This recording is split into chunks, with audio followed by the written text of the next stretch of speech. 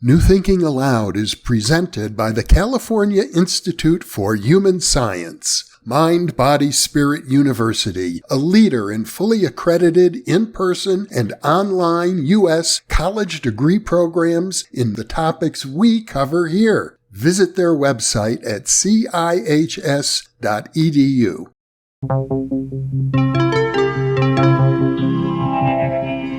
Thinking Aloud. Conversations on the leading edge of knowledge and discovery with psychologist Jeffrey Mishlove.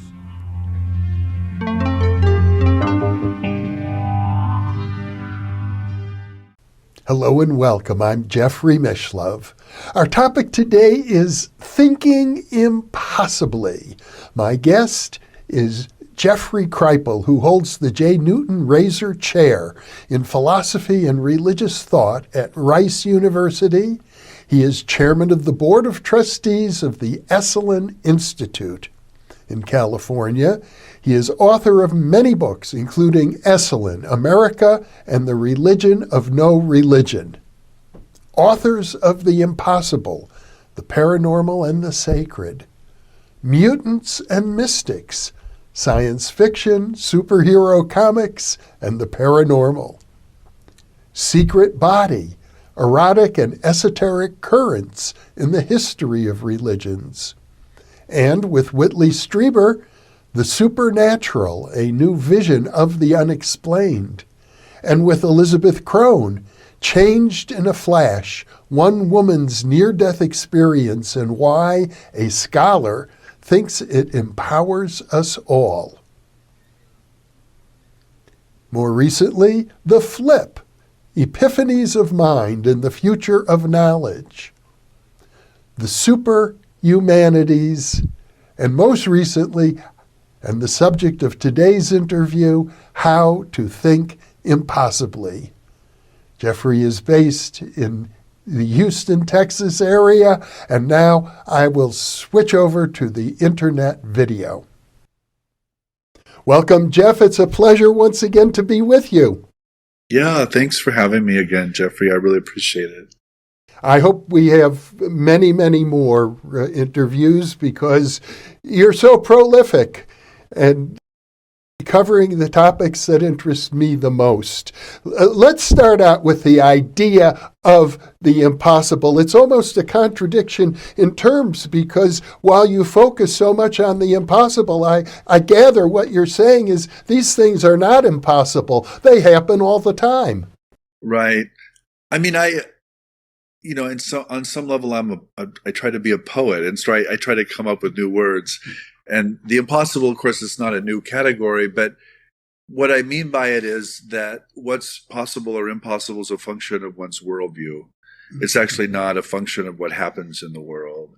And once people realize that, then I think that's really helpful, because a lot of things that people report are not possible in a particular worldview, but they are possible in another worldview. And so what I'm trying to get people to do is recognize their worldview and how it shapes their sense of reality. Well, that seems to summarize in a nutshell exactly what you're about. And to be specific, we're looking at things like near-death experience, UFO contacts. Yeah, I mean, the book, How to Think Impossibly, it also deals with the really weird stuff, the absurdity of these visionary displays. And my sense is that we need to deal with that absurdity. We need to deal with that exotic nature. That's part of the message too.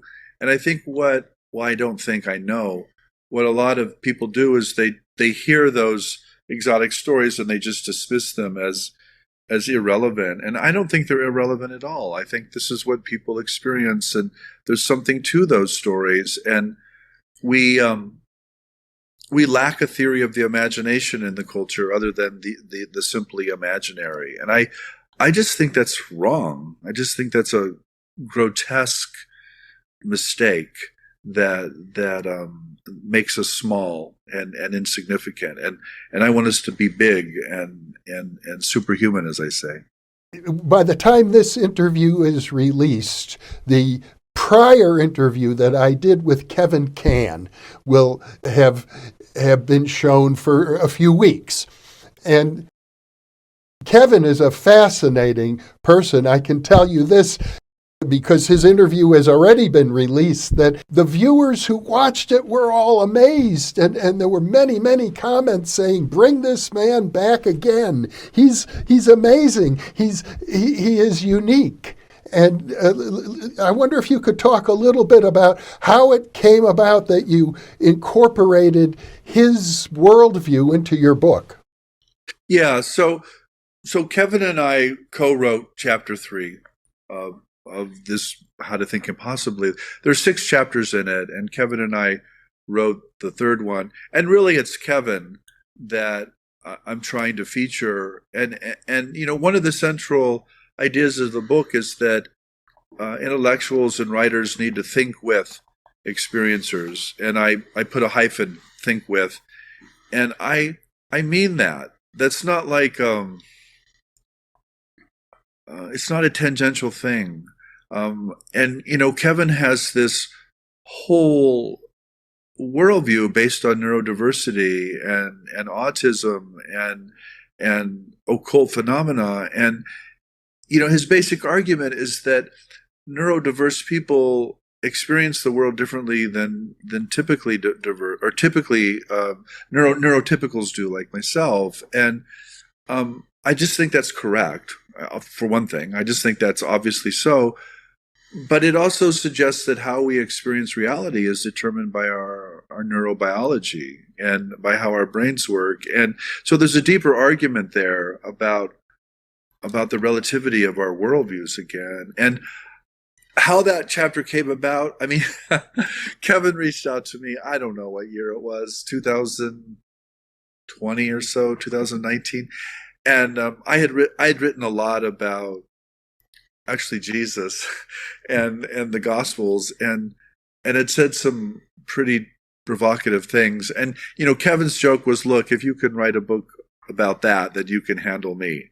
And I was like, yeah, I can handle you, no problem. And then he just kept sending me stuff, and I read it, and I was like, wow, this is really good. This is really astonishing. And there's something for us to learn here, and there's something for a broader readership to learn from Kevin.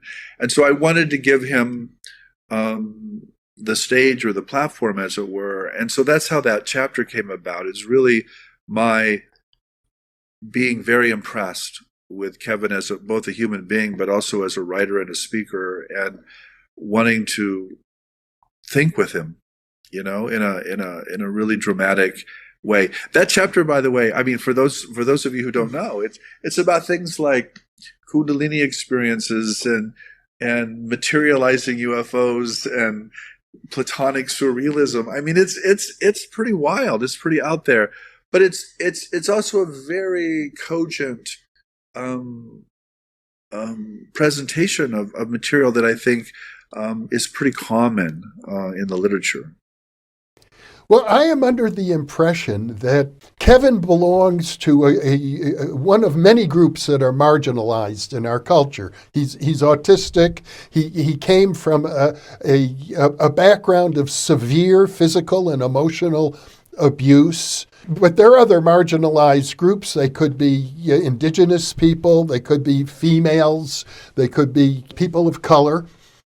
And it seems as if all of these marginalized groups are much more open to the kind of phenomenon that the mainstream doesn't acknowledge. Yeah, I think so. I mean, of course, obviously, I can't speak for those groups, but certainly the paranormal, or what we call the paranormal, what I call the impossible, is deconstructive of whatever the paradigm or worldview is. And it has this kind of trickster element, as I'm sure you know better than anyone. And that deconstruction can be used towards social justice ends, but it can also be used towards ontological or metaphysical ends. And so I think there is this link between social marginality and metaphysical insight, or a kind of new world that's trying to sort of come up through the floorboards, as it were. And I just think that's true.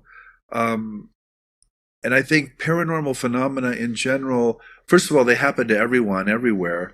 But I do think marginalized communities process them and interpret them in different ways than people who are not socially marginalized.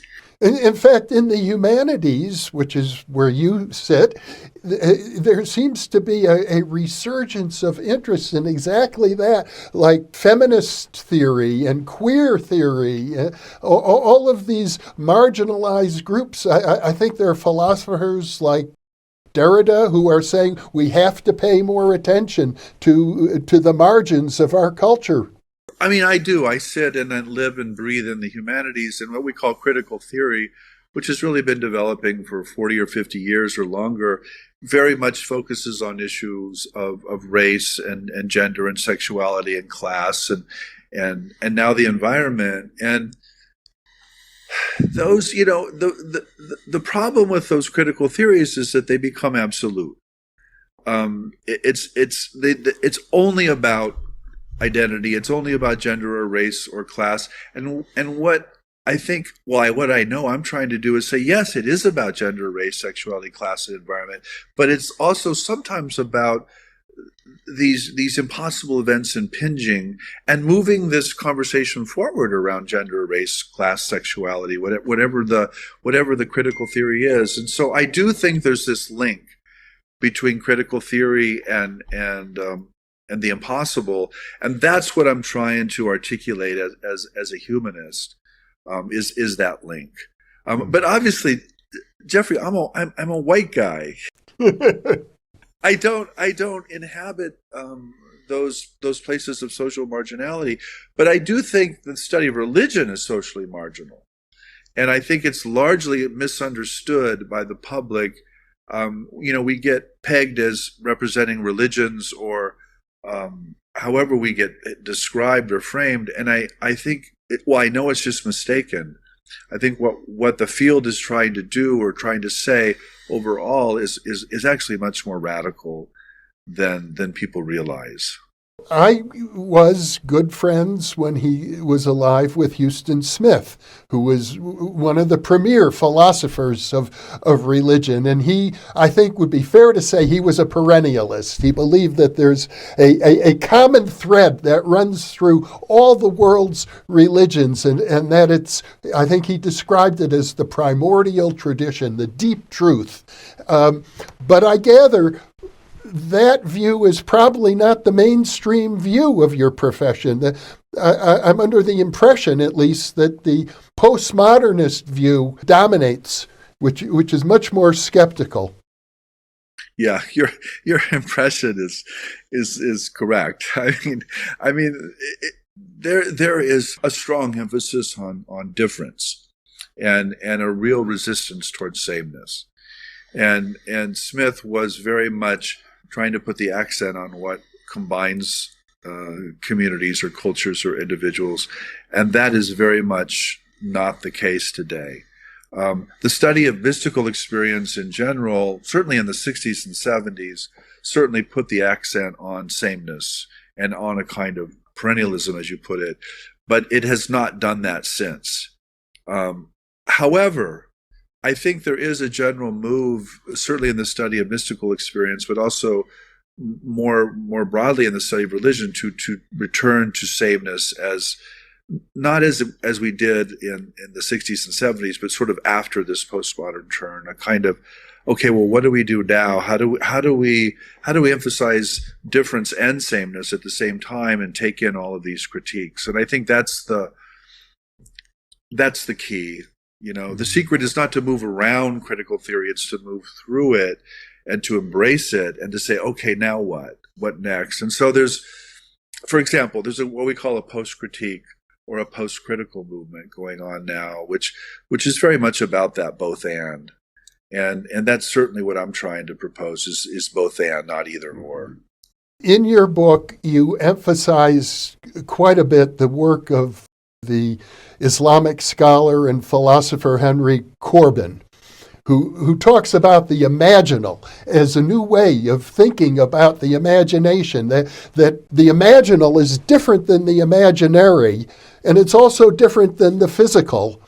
And I have to say, I've interviewed his biographer, Tom Cheatham. I'm fascinated by Corbin's work, but I think it's very hard to put your finger on exactly what he means. Well, so Tom and I are good friends too. I know Tom well, and I know Corbin well. I mean, I know him through his books. I, of course, did not know him. He died in probably 78 or so, right as the Islamic Revolution in Iran was occurring. He developed this notion of the imaginal, as you said, it really in the 60s and 70s, to get away from the imaginary, that the imagination is just a producer of fantasy. It's a producer of schlock, essentially. And Corbin wanted to say, well, sometimes spiritual realities appear through the imagination, and they appear as imaginal. And by that he meant there was something very real and spiritual about it, but there was also something culturally determined or a function of the imagination. What I try to do in the book is show that actually Corbin did not coin the term imaginal. It actually goes back to Victorian psychical research, who got it actually from entomology. Yeah. And an imaginal disc today is essentially a piece or a part of a slug or a wormy caterpillar that will someday become the butterfly, that will someday become the adult imago, as they call it. And so the imaginal characteristic is what is in potential in the organism that will become something very different and look entirely different in the future. And so Frederick Myers, whom I'm sure you've talked about a lot, is really the man who brought the imaginal into the English language. And he meant that telepathy and precognition and moments of what we now call paranormal clarity are really these potential buds of our future evolution. And we're sort of moving towards that. That's what he meant by the imaginal. Mm-hmm. And so I basically take Corbin and I compare him to Myers and show how they're similar, but they're also very different. And most people think the imaginal goes back to Corbin, but it actually doesn't.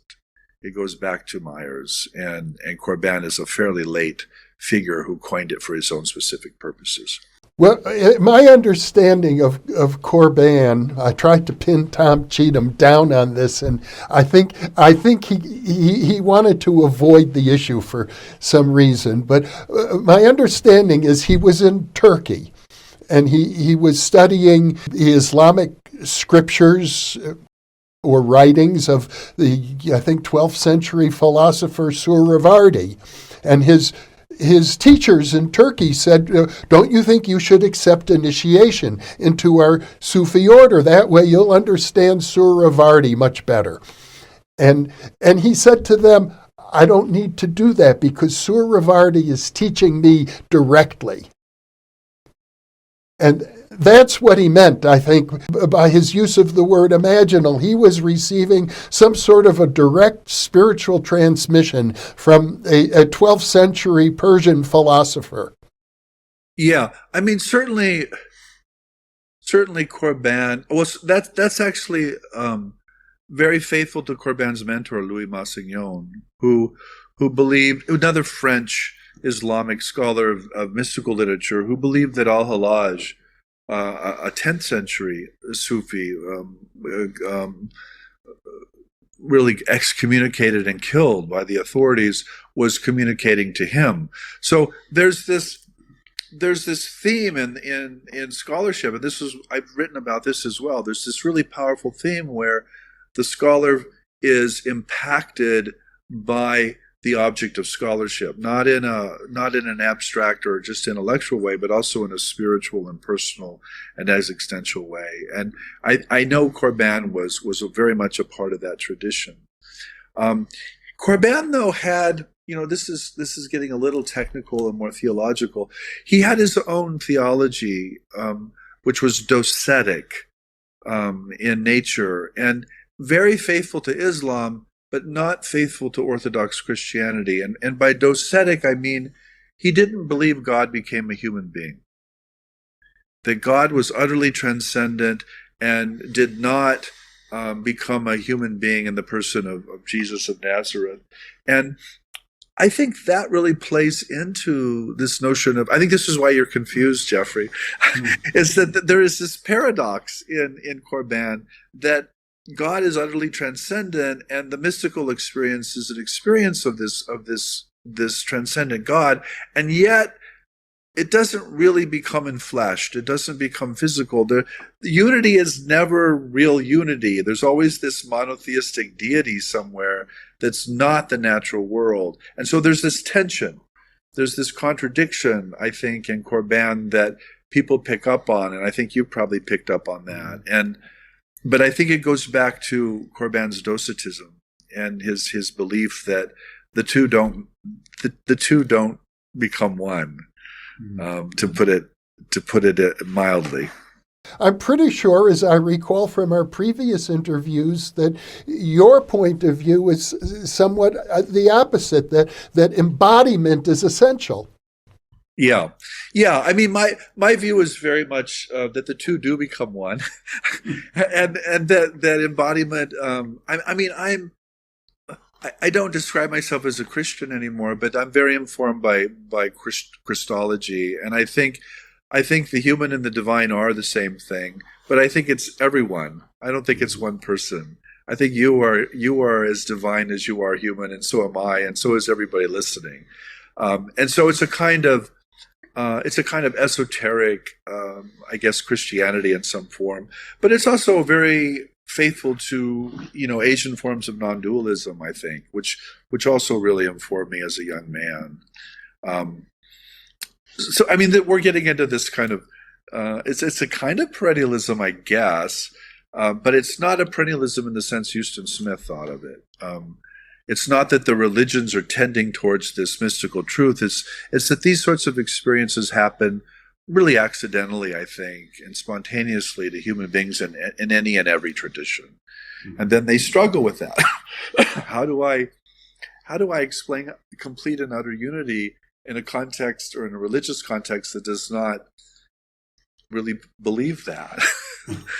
Well, you become a Kabbalist, or you become a Christian mystic, or you get crucified upside down, if you're a Muslim Sufi. I mean, historically, something probably pretty bad happened. And I think today we live in a much less religious age, and so we're not as afraid of these sorts of persecutions, but we have to deal with other things like utter apathy and a kind of scientism that kicks in. One of the things that you write about is that thinking impossibly is not for everybody. No. It's not. Yeah. What I mean by that is, thinking impossibly, to put it really, really simply, is stepping outside one's worldview. It's not to think what you think. It's not to believe what you believe. And it's to recognize that some human experiences are designed precisely to kick you out of whatever your worldview is. And I don't care, Jeffrey. I don't care what that worldview is. I don't care if it's American parapsychology, or if it's Christian fundamentalism, or if it's Islamic Sufism. Whatever the world is, these things I think are going to kick you out of it, and I think that's what they're designed to do. But when I say they're not for everyone, what I mean is, I'm a teacher. I spend my days in a classroom, and I'm also an author. And I recognize intensely that most people cannot go there. And I'm not here to persuade people who cannot be persuaded. And I think that's most human beings. Yeah.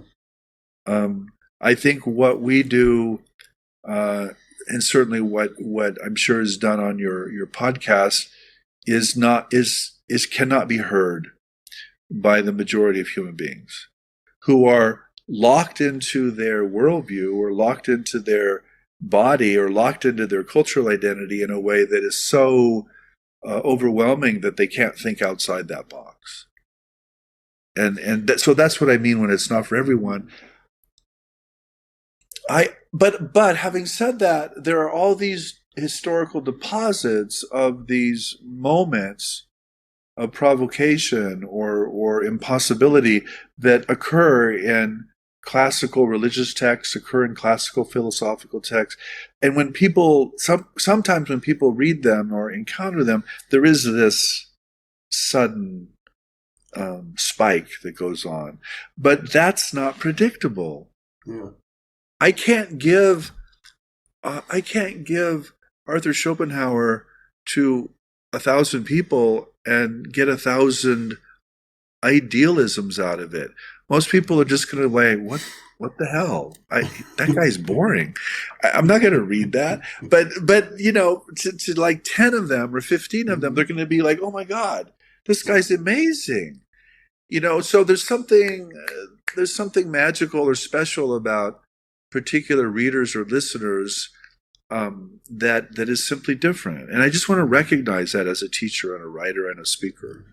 You also make an interesting distinction between someone who has had I think you use the term a Gnostic revelation, and you also claim you're not such a person. You don't make such a claim. But then you say there's another, maybe wider group of people, and I think you describe them as hermeneutically inclined. Right.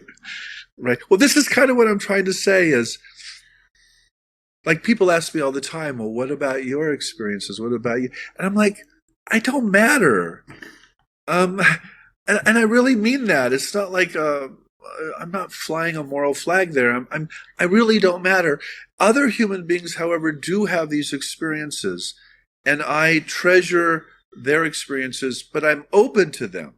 Mm-hmm. I'm sympathetic to them. And I think that's what I mean by this hermeneutical impulse or proclivity. There's something about some human beings that make them open to these experiences or understanding them that I think is much more widespread than these full-blown Gnostic revelations or realizations. I mean, I think Kevin, to go back to Kevin for a moment, that guy is a freaking Gnostically realized, nuclear station. I mean, there's clearly something there. I'm not there. I'm not Kevin. But I'm really happy to think with Kevin, and I think Kevin's right about what he says. And so I'm really at peace with that, Jeffrey. I don't feel any need to present myself as some kind of enlightened being, nor does Kevin, by the way. I understand that, but that's not where I'm coming from. I'm really coming from this place where there are these historical deposits and these texts and these people, and they can click particular human beings, and there's more of those human beings they can click than those people who actually have those sets of experiences. That's what I'm trying to say. Kevin is a very interesting example. I'm really grateful that you introduced me to him. And I know our viewers want him back again. They want to see more of Kevin. And I know Kevin is especially grateful to you because he says if it hadn't been for you, nobody would pay any attention to him at all. Well, again, I think that's my role. I can present people and authorize people to speak. And I mean, people somehow believe I have some authority. I mean, this professor thing, it actually works socially. I mean, I don't take it seriously. When people like admire me or say, I always turn around. I'm like, who are you talking about? Certainly not me. But it does work. It works socially. And so I do take that seriously, and I do try to work with that. And this, I think Kevin's right about what he says. I don't think he would have a voice were it not for that book and of course you. I mean, I introduced you to Kevin, but you chose to have him on, Jeffrey. You believe me, or you believe Kevin, or something. And I think that's really kind of where it's at. It's sort of odd. I felt a sense of love for Kevin. You get to know the guy and you just sort of love this man because he's so authentic. Yeah. Yeah, Kevin also happens to be roughly my age, so we share the same cultural memories. I mean, he grew up in Minnesota, and he makes all kinds of jokes about growing up in Minnesota. I grew up in Nebraska. I mean, I get all the jokes, and so there is a deep affection and love there that I feel very, very keenly. Maybe it's because I grew up in Wisconsin that I share some of that. Yeah. Well, there you go. I mean, but my point is, there's a lot of us out there. There are a lot of people who are open to this and who want smart talk somewhere in the middle. They are not persuaded by the debunking materialist strategies, but they're also not persuaded by the religious believing strategies. They want some kind of conversation in the middle, and so that's what I'm trying to perform in the book, for sure. Kevin writes about, or the two of you wrote about in chapter 3 of your book, the time when Kevin conjured up a triangle-shaped UFO. And in fact, when I interviewed Kevin, I tried to paraphrase your actual book, because he went through step after step after step after step to produce this. He was intent on almost like a medieval magician or an alchemist, turning lead into gold. And to the point of exhaustion, he concentrated so hard. He tried so many little rituals and disciplines until he was completely exhausted. I think he fell asleep for a couple of days, and then it happened. You just described what happened. I mean, that is what happens in the chapter, for sure. And we even included a drawing that he drew, of the triangular UFO. Well, what I'm really interested in, actually, Jeff, is in comparing that experience to one that you had when you were in Calcutta, I think, in India, where you had the closest thing I can think of to a Gnostic revelation, something very similar to Whitley Strieber's account of having a sexual experience with an alien, in your case with a goddess, with a Hindu goddess. Yeah. Yeah, I mean, I think that event, so that's in 1989, and I've written a lot about it, and I've talked a lot about it. I think that event, which was very physical, by the way, and I mean, I thought I was being electrocuted. I thought it was some kind of electrical malfunction in the wall. I mean, it was really electrically powerful.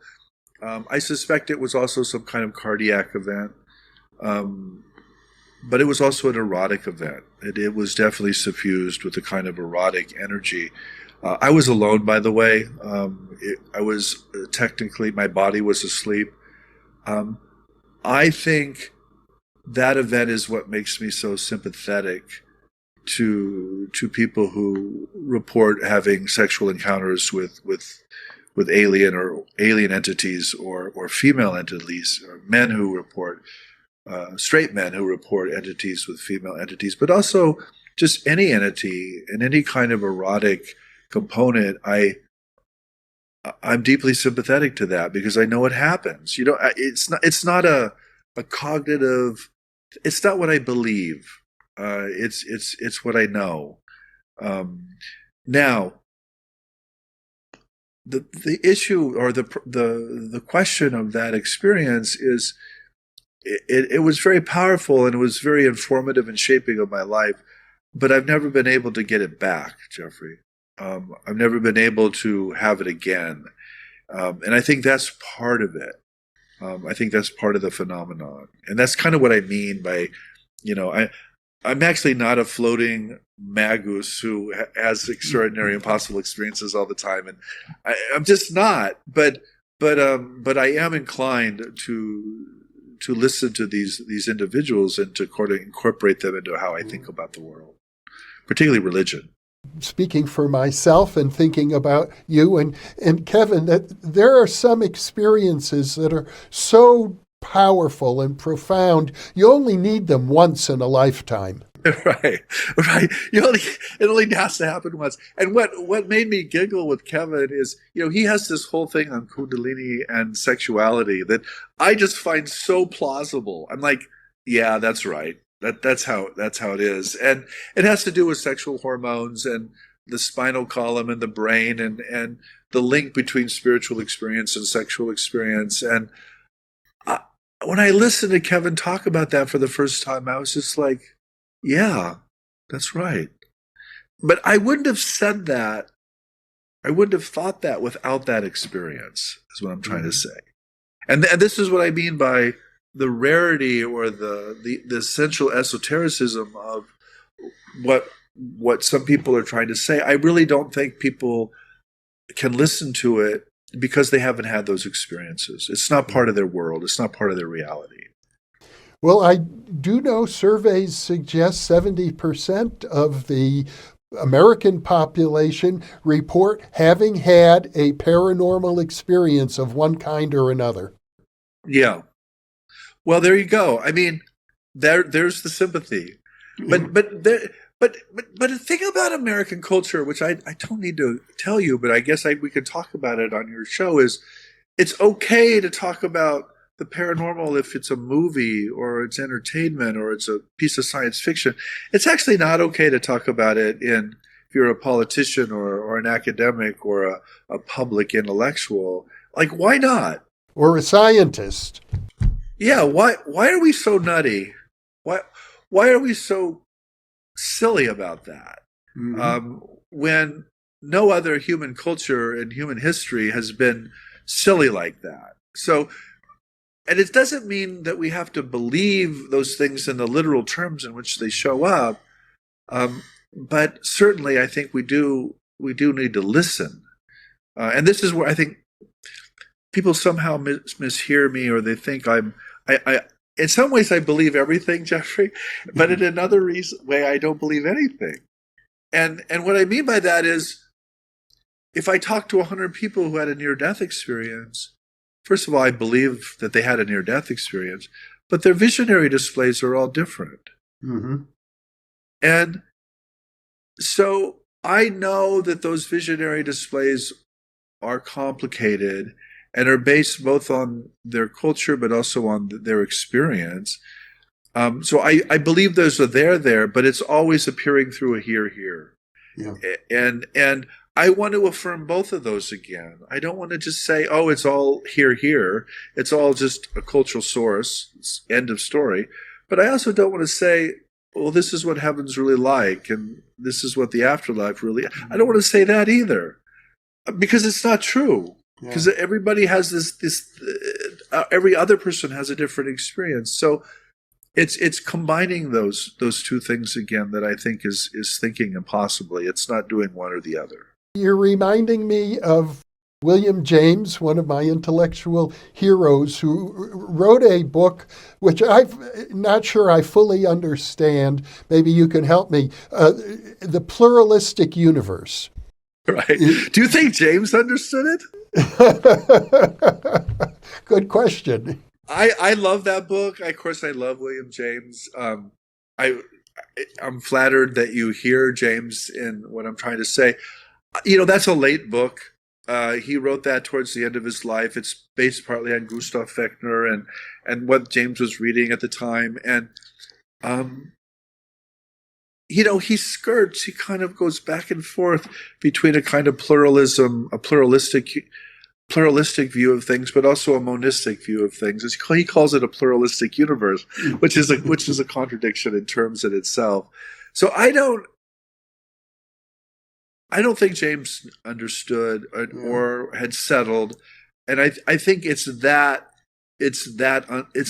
not settling that is the key. Actually, I think pluralism gives us a lot of things, and I think monism gives us a lot of things, and they're both true on their own level. And I don't think we're here to understand that contradiction or that. Because if you push the idea of a pluralistic universe, it suggests that each human being is a universe unto themselves. Yeah, and I don't actually I don't believe that.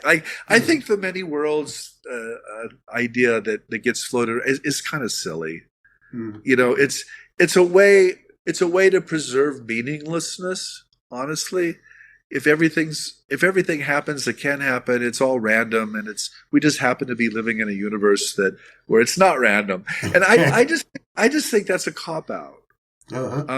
I think it's much better to deal with the fine tuning. They call it a fine tuning problem.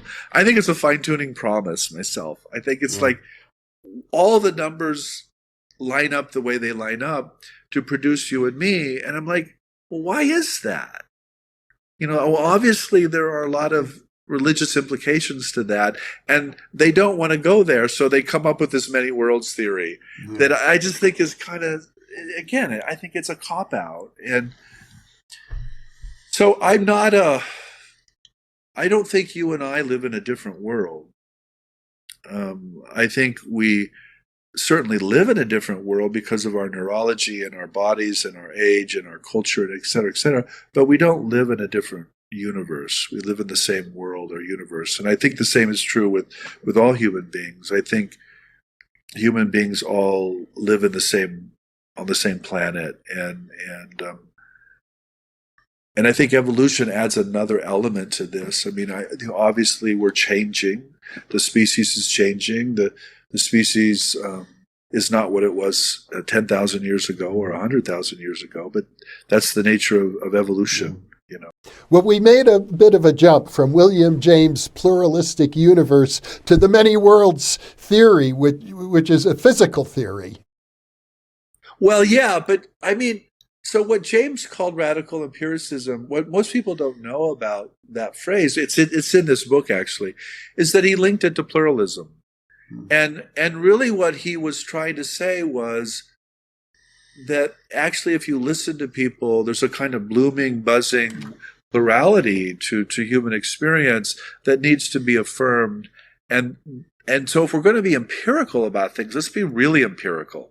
Let's just don't be empirical about the things that suit us or that fit into our physics or biology or chemistry or whatever it is. Let's really be empirical. And so that to me is a powerful message. But I don't think at the end of the day, James thought that this pluralism subsumed or eliminated monism. I think he was sort of doing both. Well, his idea of radical empiricism, I think, might be taken as a perfect example of what you mean by thinking impossibly. Right. It is. I mean, it's just William James. I mean, but look, James died in 1910. Did we really listen to him?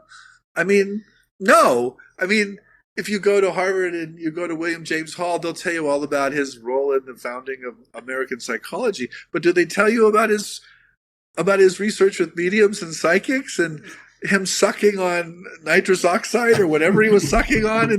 No, they don't tell you that. I'm like, what? Why was this guy sucking on nitrous oxide, by the way? Like, what is going on there? Well, he's clearly trying to alter consciousness. He's truly, and there's this wonderful joke about James. I can't locate it. Maybe it's not even true, but I love it. I think it's perfect. He said, I never could read Hegel. I never understood Hegel, and then I took nitrous oxide, and suddenly I understood Hegel. but he said, when the gas wore off, I didn't understand Hegel anymore. So that to me, that like encapsulates, whether the joke is true, whether it's historically true or not, it encapsulates perfectly this idea that understanding particular ideas requires certain altered states. Right. And if you lack the ability or the memory of those altered states, you will lack the plausibility or maybe even the understanding of the idea. Mm-hmm. And I think that's true. I just think that's so. I think that's absolutely true. And that's shocking, actually, because a lot of my colleagues in philosophy, they think you can reason your way to philosophical truths. I don't think you can do that. I think there are a lot of philosophical truths you can't reason to at all. You either have the altered state or you don't. A really good point. And it reminds me, one of my professors when I was a graduate student was Charlie Tart, who really emphasized this whole notion of state-specific science and state-specific research. And recently, there was a discussion about Rudolf Steiner, a great mystic, and from my point of view, very physically accomplished person, a sculptor, an architect, a designer of educational systems, a brilliant man with many tangible accomplishments who claimed to be a clairvoyant and derived his many accomplishments through his clairvoyance. He founded a school of movement called eurythmy. It's just one of his many, many accomplishments. And then someone else pointed out a long list of ridiculous statements that Steiner had made, things that were, just totally absurd. And Charlie Tart said, well, he thinks that what happened here is that Steiner entered into an altered state of consciousness where he had access to the various truths that propelled his physical accomplishments, but at the same time, the altered state contained other truths that are nonsensical to people who are in a normal state. Right. I think Charlie's right.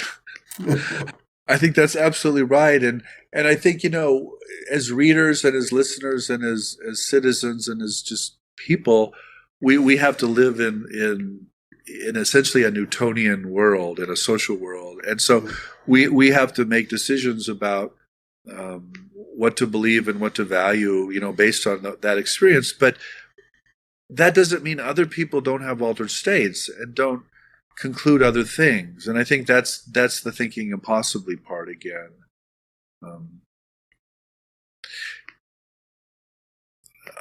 I'm very aware of Charlie's state-specific argument, and I just think it's true. I think a lot of science is definitely state-specific. It's state-specific to our senses and our mathematics and our brain. And I'm like, well, okay, but why does reality have to behave according to what the human brain thinks or what does human senses think? I mean, somebody like Don Hoffman, for example, he's very clear that we see and we smell and we taste and we're set up to survive as Darwinian beings. We're not set up to know reality.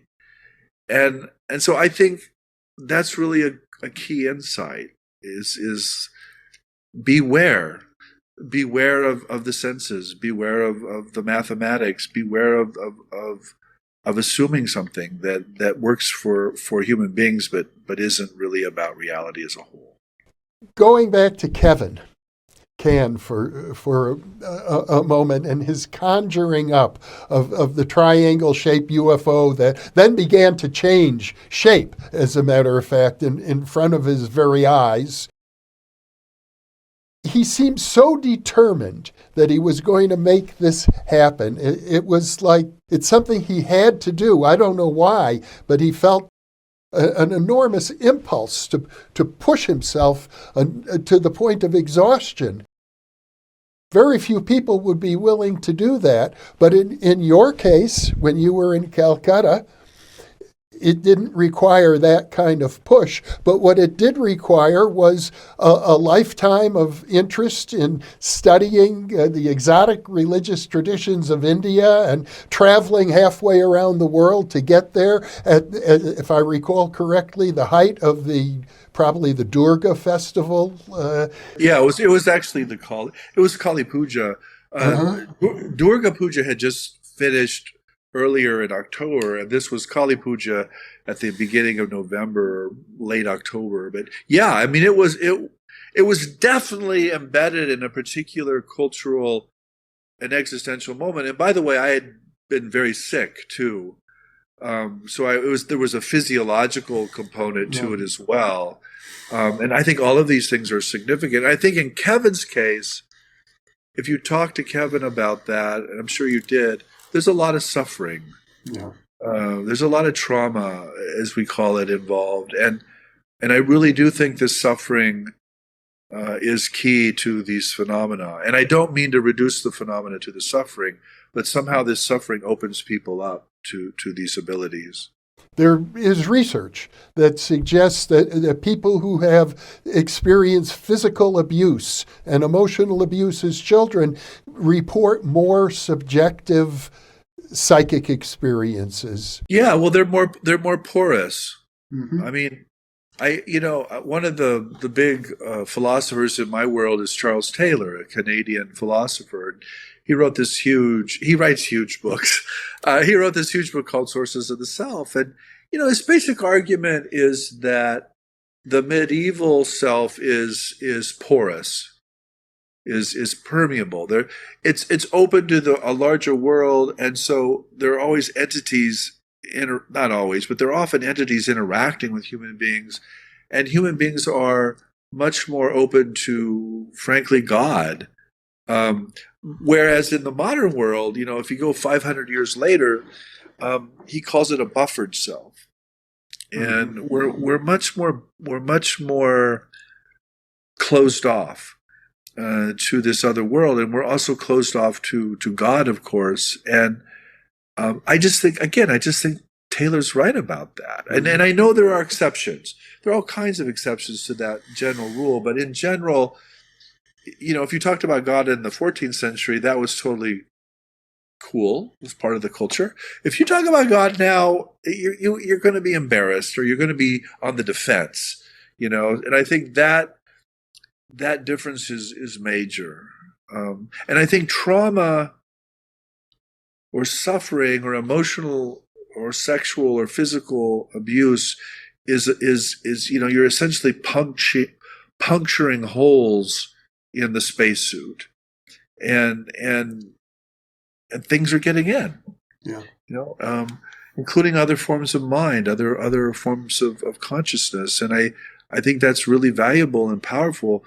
And sometimes, Jeffrey, as we know, the trauma just hurts people. It just mangles them. So I don't want to romanticize that suffering, but I do think the suffering is necessary very often. And I'll just a simple example: take the near-death experience. You almost freaking died. I mean, you don't get a near-death experience without near death. So, so I can talk all I want about heaven and consciousness and God and mind, but I don't get any of that unless my Toyota is wrapped around the oak tree. So that's, to me, is really significant. Mm. And it doesn't mean you can reduce heaven to the oak tree or the car, but it means you need to be opened up to these things. Well, of course, in the religious traditions, there's also the idea of grace, that sometimes just spontaneously for no reason. I think I've been graced by having had one or two mystical experiences that I didn't have to suffer for. Right. Yeah, but there's a lot of suffering in religious tradition too, and a lot of intentional.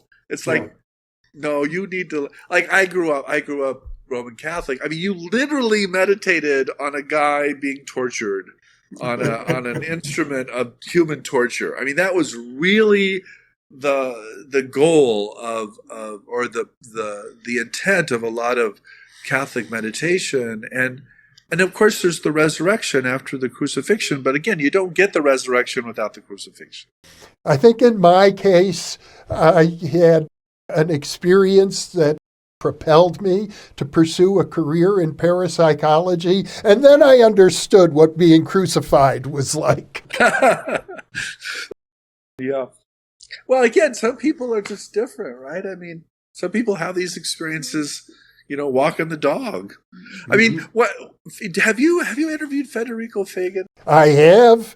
I've interviewed, and I plan to do many more with him. He's absolutely brilliant. He was drinking a glass of water. I mean, come on. I mean, totally turned his life around. Totally, totally. So it happens. I'm not suggesting you absolutely need suffering or trauma. Sometimes it just happens. But Yeah. Jeff, this has been a wonderful conversation. We've covered a lot of bases here. I hope that we can continue and have many, many more. In fact, we will, because we're going to talk about your other recent book, The Superhumanities. yeah, that's next. Yeah, we'll do that next week. Yeah. I'm happy to talk about it. And we've done an interview on with several of your previous books, one of them being The Flip. And I think what we've touched on today is also very much related to that book as well. Yeah, I mean, the joke is you only have one idea. you just keep reinventing it. And I think maybe I only have one idea, but it just gets renamed in different books and different examples. Not only that, you're concretizing it, you're embodying it by creating the archives of the impossible. Before we close, we should talk about that. The Archives of the Impossible is an actual archive at Rice University. There are 15 collections in it, and it's intergenerational. You know, it doesn't depend on me or any individual. It's there for researchers. It's there for students. It'll be there as long as there's a Rice University, and it focuses on anomalous phenomena. All of these collections have something to do with anomalous phenomena, whether it's remote viewing or physical mediumship or the UFO or Fate magazine or whatever it is. It really has to do with the anomalous, and that's really. And I also host or co-host a series of conferences around those archives, and so it's a way to create community and keep the conversation going, as it were. The point that you're making, which I think is an essential point, is that the study of the paranormal shouldn't only belong to science, and in particular, my field of parapsychology, my beleaguered field of parapsychology, that this is something that really all scholarship, and in particular the humanities, philosophy and history, literature, should be paying close attention to. The idea of the Archives of the Impossible is that it's transdisciplinary, as we say. So there are as many physicists involved in the archives as there are anthropologists and psychologists and historians and people who study literature. And I mean, that's the idea, that you need as many eyes on the material as you can possibly have. I mean, I think that's what a university is at its best. Mm-hmm. And I live and exist, breathe at a university. And so I happen to believe in that enterprise. And I think this is a really good example of how that can work. Well, Jeffrey Kripal, it's been a pleasure and an honor to be with you once again. I'm looking forward to our next interview and hopefully many, many more after that. Great. Well, I appreciate, I know there's this multi-decade set of experiences behind you, and you've probably talked to everybody I've mentioned, other than William James, by the way, or Hegel. I'm pretty sure you didn't talk to them. But I always appreciate the conversations. Thank you.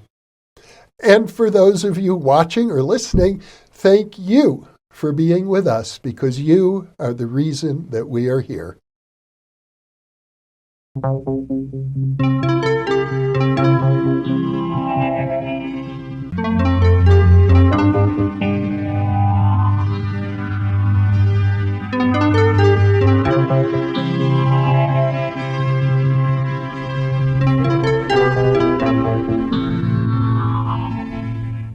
Book 3 in the new Thinking Aloud dialogue series is UFOs and UAP, Are We Really Alone? Now available on Amazon. You can now download a free PDF copy of issue 7 of the New Thinking Aloud magazine, or order a beautiful printed copy.